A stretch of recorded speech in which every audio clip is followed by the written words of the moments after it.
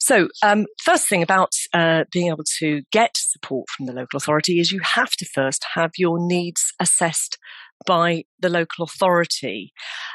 Anyone can have the local authority undertake an assessment on them if they have any levels of need for care and support. They don't have to have a set amount, but any level of need will trigger the right to have an assessment.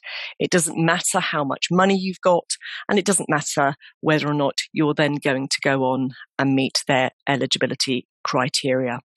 All assessments that are undertaken should be proportionate and appropriate. So it will very much depend on what the situation is as to the type of assessment that your client might have.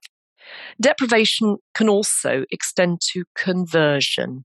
So if someone converts an asset that would otherwise be taken into account into an asset that's disregarded, then the local authority may decide that that is a deliberate deprivation. Again, it all depends on the purpose for that.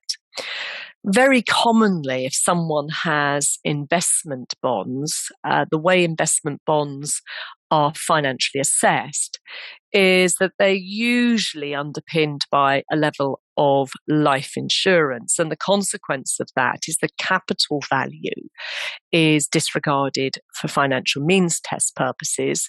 Any drawdown would be taken into account by the local authority. So how do we deal with this? Well, what you've got to do is you've got to read this together. You've got to read the guidance and the regulations together. Palfrey is still good law. It explains how Regulation 24 is to be interpreted. It's clear that it comes down to willing buyer, willing seller. And it's the interest that is to be valued, not the share.